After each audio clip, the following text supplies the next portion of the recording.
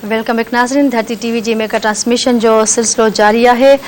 वापस हलूं था नसीर साहब ॾांहुं। जी नसीर साहब के ताज़ा तरीन नतीजा ॿुधाइजो। हाँ बिल्कुल, कुछ नतीजा जेके आहिनि उहे आया आहिनि। थरपारकर आहे, उते टाउन कमेटी आहे छाछरो, उन जा जेके 5 वार्ड आहिनि उन्हनि जा मुकमल नतीजा असांखे मिलिया आहिनि, जंहिंमां हिकु वार्ड नंबर 5 ते जेको आहे आज़ाद उम्मीदवार अयूब मंगरियो कामयाब थियो आहे। बाक़ी जेके 4 वार्ड आहिनि उन ते पीपल्स पार्टी जा उम्मीदवार कामयाब थिया आहिनि। वार्ड नंबर 1 ते एडवोकेट मीर मुर्तज़ा आहे, पीपल्स पार्टी जो उम्मीदवार उहो कामयाब थियो आहे। वार्ड नंबर 2 ते मुखी भेरूलाल कामयाब थियो आहे। वार्ड नंबर 3 ते सवाई राठी आहे, उहे कामयाब थिया आहिनि, उहे पीटीआई सां उन्हनि जो तालुक़ आहे। ऐं वार्ड नंबर 4 ते घुमरोमल जेके आहिनि पीपल्स पार्टी जा उम्मीदवार उहे कामयाब थिया आहिनि। अहिड़ी रीति खैरपुर जा कुझु नतीजा आहिनि जेके असां शेयर कयूं था। टाउन कमेटी करूंडी आहे, जंहिंजा 3 वार्ड आहिनि, 3 वार्डनि ते पाकिस्तान पीपल्स पार्टी जा उम्मीदवार कामयाब थिया आहिनि। शाहज़ेब राजपर जंहिं 642 वोट खयां, डॉक्टर सलीम शौकत राजपर आहे, उन्हनि 842 वोट खयां, ऐं सिजावल खान राजपर उन्हनि 713 वोट खयां। ऐं टिनी जो तालुक़ पाकिस्तान पीपल्स पार्टी सां आहे। करूंडी टाउन कमेटी जा 3 वार्ड उते पीपल्स पार्टी कामयाब थी आहे। अहिड़ी रीति खैरपुर टाउन कमेटी आहे कोडिची, उन जा 9 वार्ड आहिनि ऐं उते काफ़ी दिलचस्प सूरत हाल आहे। पीपल्स पार्टी थोरे जीडीए जे हवाले सां ऐं घणनि वार्डनि ते जेको आहे जीडीए कामयाबी हासिल कई आहे। 9 मां 4 वार्ड ते सिर्फ़ु पीपल्स पार्टी कामयाबी हासिल कई आहे ऐं 5 वार्ड जेके आहिनि उहे जीडीए जे उम्मीदवारनि जे हिसे में आया आहिनि। वार्ड नंबर 1 ते हातम अली गोपांग कामयाब थिया आहिनि, पीपल्स पार्टी सां उन जो तालुक़ आहे, जन 345 वोट खयां। वार्ड नंबर 2 ते मंठार खान गोपांग कामयाब थिया आहे, उन्हनि जो तालुक़ बि पाकिस्तान पीपल्स पार्टी सां आहे, उन्हनि 893 वोट हासिल कया आहिनि। वार्ड नंबर 3 ते मीर पुनल खान टालपुर कामयाब थियो आहे, जीडीए जो उम्मीदवार आहे, उन्हनि 499 वोट खयां आहिनि। अहिड़ी रीति वार्ड नंबर 4 आहे, जिते अला बख्श रिंद कामयाब थिया आहिनि ऐं अला बख्श रिंद जो तालुक़ पाकिस्तान पीपल्स पार्टी सां आहे, उन्हनि 534 वोट हासिल कया। वार्ड नंबर 5 ते मीर नज़र हुसैन टालपुर 505 वोट खयां आहिनि, जीडीए सां उन जो तालुक़ आहे। ऐं वार्ड नंबर 6 ते एहसानुल्लाह ख़ासकिली जेके आहिनि उहे कामयाब थिया आहिनि, 400 वोट खणी पीपल्स पार्टी सां उन्हनि जो तालुक़ आहे। वार्ड नंबर 7 ते मीर ज़हीर अब्बास टालपुर 550 वोट खयां आहिनि ऐं उन्हनि जो तालुक़ जीडीए सां आहे। वार्ड नंबर 8 ते मीर डिनल खान टालपुर कामयाब थिया आहिनि, जीडीए जा उम्मीदवार ऐं उन्हनि खे नसीर साहब असां सां रिपोर्टर लाइन ते मौजूद आहे। थरपारकर मिठी जो इम्तियाज़ धाराणी लाइन ते मौजूद आहे। जी इम्तियाज़, सूरत हाल कहिड़ी रही नतीजनि जी ॿुधाइजो। बिल्कुल, नतीजा अञा ताईं थरपारकर जे दूरान इलाइक़नि मां अचण शुरू थी विया आहिनि। किथे जेको अॻियां जेके धरना लॻल आहिनि ऐं जेके आज़ाद उम्मीदवार आहिनि या पाकिस्तान तहरीक इंसाफ़ जा जेके उम्मीदवार आहिनि उहे आरोज़ ऑफिस खां ॿाहिरि जेको रिज़ल्ट वठण जे इंतज़ार में आहिनि। हुननि जो जेको आहे इल्ज़ाम लॻाइनि पिया त धांधली थी आहे। छाछे टाउन कमेटी जी 3 वार्डनि ते जो गैर सरकारी गैर हतमी नतीजनि मूजिबि पाकिस्तान पीपल्स पार्टी जा उम्मीदवार कामयाब थिया आहिनि। हिकु वार्ड ते पीटीआई, हिकु वार्ड ते आज़ाद उम्मीदवार जेके उहो कामयाब थियो आहे, जंहिंमें वार्ड नंबर 1 ते पाकिस्तान पीपल्स पार्टी जो नामज़द उम्मीदवार आहे एडवोकेट मीर मुस्तफ़ा बजीर, जंहिं 639 वोट खणी कामयाब थियो ऐं साम्हूं अलादाद बजीर जेको आहे उहो 440 वोट खयां आहिनि, उहो आज़ाद उम्मीदवार आहे। वार्ड नंबर 2 ते पाकिस्तान पीपल्स पार्टी जे मुखी भेरूलाल 692 वोट खणी कामयाबी हासिल कई आहे ऐं साॻी वार्ड ते तहरीक इंसाफ़ जे सिकील जो नोड़ी जेको आहे 250 वोट खयां आहिनि। ऐं वार्ड नंबर 3 ते तहरीक इंसाफ़ जे उम्मीदवार सवाई राठी 570 जेके वोट हासिल कया आहिनि ऐं पाकिस्तान पीपल्स पार्टी जो उम्मीदवार लाल कुमार शारदा जेको आहे 501 वोट खयां आहिनि ऐं पाकिस्तान पीपल्स पार्टी जो उम्मीदवार वार्ड नंबर 4 ते जेको गैमरो मेघवार उन 785 वोट खयां आहिनि, सोबारो थियो आहे। आज़ाद उम्मीदवार चूनीलाल उन 474 जेको आहे वोट खयां आहिनि।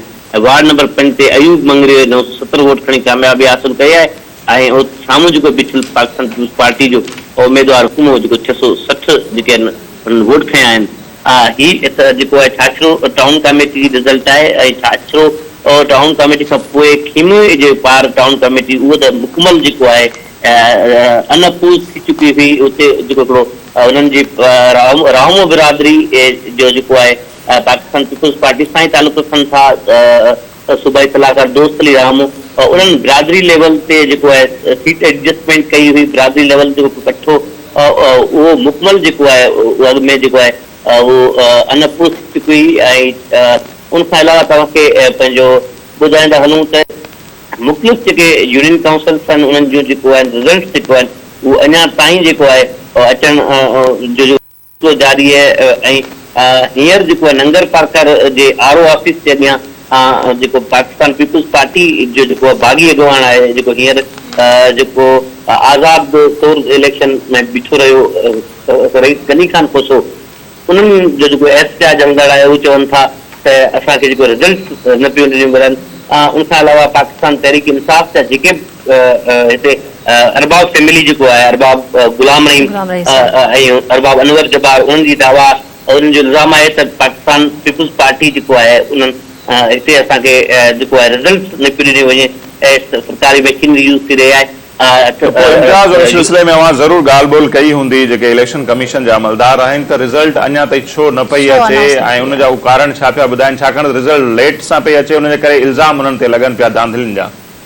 बिल्कुलु असां जॾहिं district returning officer election commission जा जेके ऑफिसर्स आहिनि उन्हनि सां जेको आहे इशूज़ जी ॻाल्हि थी आहे उन्हनि जो चवण जो मक़सदु इहो त कोई अहिड़ी पोलिंग्स आहिनि जेको लेट सां शुरू थियूं। तव्हांखे ॾिसी साईं पंहिंजो ॼाणींदो हलां त थरपाकर जो डेज़र्ट वारो इलाइक़ो आहे जिते थरपाकर में छकड़नि जे ज़रिए सॼा ठिकड़ा आहिनि उन्हनि जे ज़रिए पोलिंग स्टेशन ते जेको आहे अमले खे खयो वेंदो आहे ऐं उन्हनि जेको आहे जेके टीचर्स अमलो आहे जेको पोलिंग जो अमलो आहे उन्हनि जो बि जेको आहे पोलिंग खां हिकिड़ो ॾींहुं अॻु में जॾहिं रवानगी खां पोइ 2-4 कलाक लेट हुजे करे थी त हुननि जेके उन लेवल जो फ्यूल जेको न ॾिनो वियो उनजे करे उन्हनि ट्रांसपोर्टर्स जेके आहिनि जंहिंजूं गाॾियूं आहिनि जेके छकड़ा थर जा ठेकड़ा कया आहिनि उन्हनि एहतजाज कयो 5 कलाकनि खां पोइ जेको आहे राति लेट नाइट जेको आहे उहो अमलो वियो। हुननि जो चवणु इहो त कुझु रिज़ल्ट जेको अचणियूं आहिनि ऐं हितां शाम ताईं जेके आहिनि उहो फाइनलाइज़ थी वेंदियूं पर पंहिंजो तव्हांखे ॼाणींदो आहे त अक्सर जेको आहे पाकिस्तान पीपुल्स पार्टी जी जेको कामयाब सरकार जे ओवरऑल जेको आहे गैर हतमी गैर जेको आहे सरकारी नतीजे मुताबिक़ पाकिस्तान तहरीक इंसाफ़ जो जेको 20 खां 22 जे विच में हुननि सीट्स जेके आहिनि उहो पंहिंजो आहे उते सोभारा कया आहिनि। इहे गैर सरकारी गैर हतमी नतीजा आहिनि। पाकिस्तान तहरीक इंसाफ़ जेको आहे हिन भेरे जेको आहे पाकिस्तान पीपुल्स पार्टी सां हर जॻह ते जेको आहे उन्हनि मुक़ाबिलो कयो आहे। उन्हनि में एडवोकेट लजपत सुरानी भील बिरादरी आहे जेको उन्हनि पंहिंजे हर जेको आहे यूनियन काउंसिल ते पंहिंजा उम्मीदवार बीहारिया हुआ।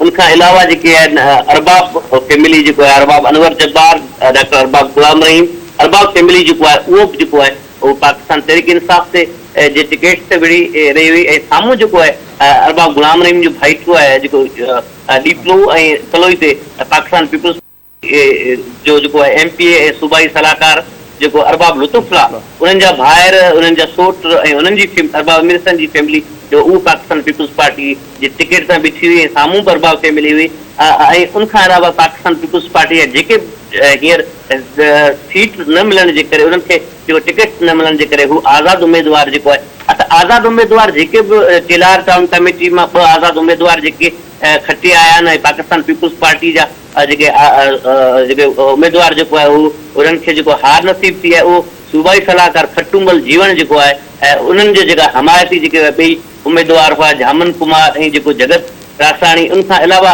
पंहिंजो वासुदेव जेको कांटियो यूसी ते उन्हनि जो जेको आहे गैर सरकारी गैर पंहिंजो हतमी नतीजनि मुताबिक़ जेको आहे वासुदेव जेको आहे उन्हनि खे बि हार नसीब थी आहे पाकिस्तान पीपुल्स पार्टी जो हू बि डॉक्टर खट्टूमल जीवन जो हिमायती हो ऐं उनखां अलावा जेके मिठी में बि वार्ड नंबर जेको आहे 13 ते हाकम केवलानी जेको आज़ाद उम्मीदवार जेको आहे खटी आयो आहे जेको सोबारो थियो आहे उनजे साम्हूं पाकिस्तान पीपुल्स पार्टी ज़िले थरपाकर जे इंफॉर्मेशन सेक्रेटरी नंदलाल माली जो भाउ जेको आहे उहो रूपचंद माली जेको आहे उहो साम्हूं हो। उनखां अलावा पंहिंजो डीपलो टाउन कमेटी जे अॻूणो चेयरमैन आहे मोहन मेघवाड़ जेको पाकिस्तान पीपुल्स पार्टी जे ज़िले सदर इंजीनियर ज्ञानचंद थाराणी जेको पाकिस्तान पीपुल्स पार्टी जे ज़िले सदर आहे ऐं पंहिंजो उनजो भाउ जेको आहे उहो आज़ाद जेको आहे तमामु बुरी शिकस्त आहे जेको आहे अवारनि जेको आहे आज़ाद उम्मीदवार जेके आहिनि उन्हनि जेको आहे पाकिस्तान पीपुल्स पार्टी जे जेके उम्मीदवारनि खे तमामु बुरी शिकस्त ॾिनी जी। ठीकु आहे, वॾी महिरबानी इम्तियाज़ धाराणी साहब अपडेट कयो मिठी जी सूरत-हाल जे हवाले सां।